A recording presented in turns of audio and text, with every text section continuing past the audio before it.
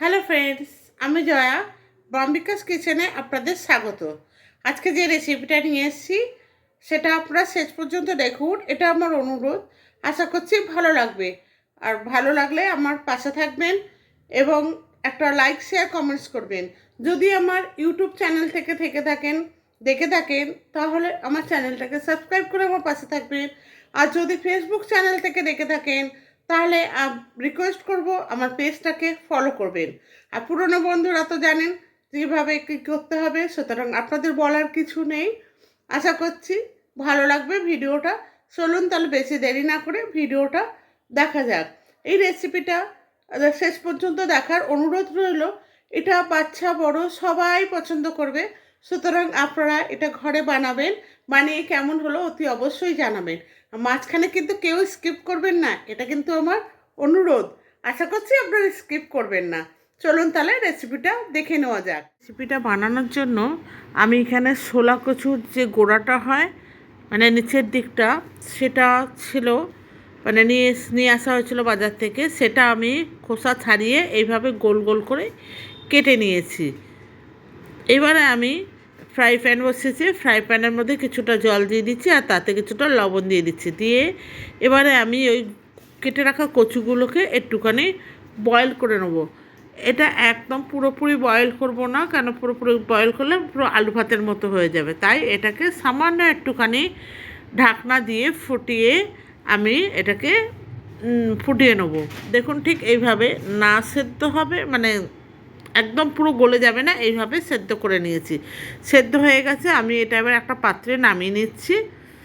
একটা কাঁটা চামচের সাহায্যে আমি এগুলোকে তুলে একটা ঝুড়ির মধ্যে জল ঝরাতে দিচ্ছি।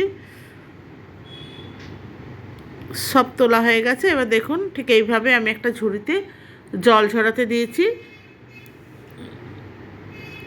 জলটা ঝরানো হয়ে গেছে। এবার আমি একটা পাত্রের মধ্যে আমি কচুগুলোকে নিয়ে নিচ্ছি। সিদ্ধ করা কচুটা, প্লিজ বন্ধুরা আপনারা কেউ স্কিপ করে দেখবেন না, তাহলে কিছু বুঝবেন না।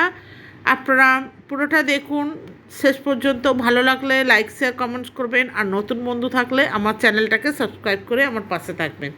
এবার এখানে আমি হলুদ আর স্বাদ মতো লবণ দিয়ে দিয়েছি। দিয়ে এবার একটুখানি জিরে গুঁড়ো আর একটু ধনে গুঁড়ো দিয়ে এটাকে আমি ভালো করে মাখিয়ে কিছুক্ষণ রেখে দেবো। আমি লঙ্কার গুঁড়োটা লাস্টে দেবো। আমি এটাকে আগে কিছুটা মাখিয়ে আমি রেখে দিচ্ছি আলাদা করে। বন্ধুরা, নতুন বন্ধু যদি থেকে থাকেন, আমি আবার বলছি আমার চ্যানেলটাকে সাবস্ক্রাইব করে আমার পাশে থাকবেন।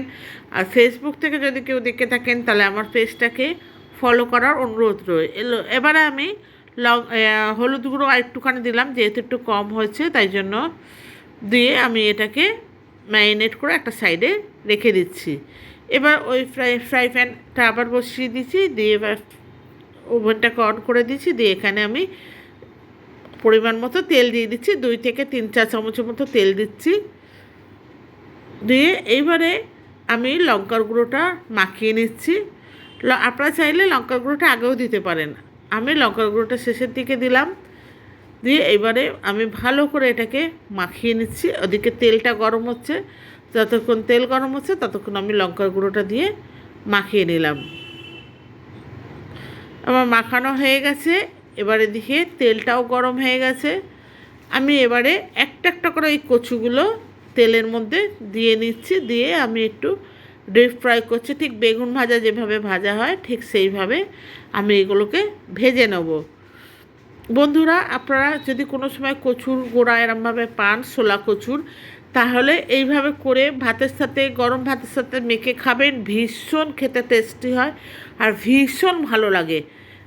গরম ভাতের সাথে আপনারা করে খাবেন, দেখবেন ভীষণ ভালো খেতে লাগে।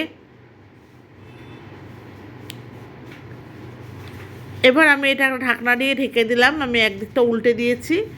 এবার কিছুক্ষণ পর ঢাকনাটা খুলে আমি আবার অপর প্রান্তটা ভাজার জন্য উল্টে দিলাম। এইভাবে সমস্ত কচুর টুকরোগুলোকে আমি উল্টে পাল্টে ভেজে নেব।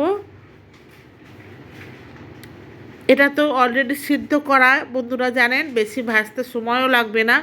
তবে এটা একটু লালচে করে ভাজতে হবে, নাহলে খেতে ভালো লাগবে না। ভাজা হয়ে গেছে, এবার আমি একটা পাত্রে তুলে নিচ্ছি।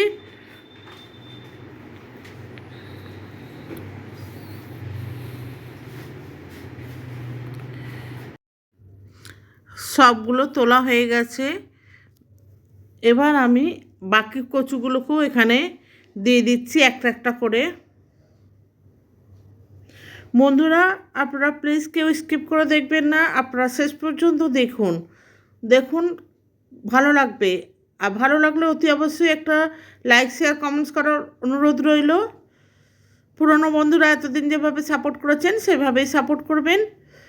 সমস্ত কচুগুলোকে এইভাবে উল্টে পাল্টে ঢেকে আমি রান্না করে নেব।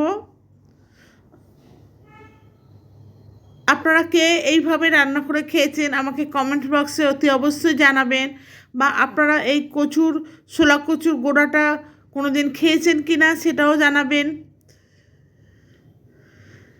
আমি আবার এটাকে ঢেকে দেবো, দিয়ে 2 মিনিটের মতো করব। আবার 2 মিনিট পরে আমি ঢাকনাটা খুলে আমি পাল্টে দিচ্ছি।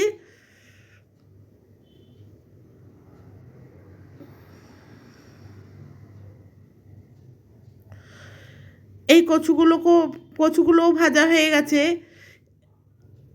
আমার এইরকম ভাজা দেখে আমার স্কুলের কথা মনে পড়ে যায়, যে প্যাকেটে করে যে কচুর চিপস তৈরি করা হয়, ঠিক এই রকমই তৈরি করা হয়। এইভাবেই আমি আবার ঢেকে দিয়েছি, দিয়ে 1-2 মিনিটের পর আমি আবার ঢাকনাটা খুলে এবার নেড়ে ছেড়ে নেবো। দেখুন, এটাও লাল লাল করে ভাজা হয়ে গেছে। এবার আমি এটা পাত্রের মধ্যে তুলে নিচ্ছি পরিবেশনের জন্য। আমার সমস্ত কচুগুলো ভাজা হয়ে গেছে, গরম ভাতের সাথে এবার পরিবেশন করব। এটা ভীষণ ভীষণ ভালো লাগে। বন্ধুরা, এতক্ষণ দেখার জন্য আমি সত্যি আপনাদের কাছে কৃতজ্ঞ। আর ভিডিওটা ভালো লাগলে অতি অবশ্যই লাইক শেয়ার কমেন্টস করবেন। আমার আপনাদের ছাড়া পথ চলা অসম্ভব, সুতরাং আমার পাশে থাকবেন। পাশে থাকা বেল আইকনটা অতি অবশ্যই প্রেস করবেন, কারণ আমি যখন ভিডিও আপলোড করব সবার প্রথম আপনাদের কাছে পৌঁছায়। আজকে এই পর্যন্ত বন্ধুরা, আবার আসবো নতুন একটা রেসিপি নিয়ে অন্য একদিনে।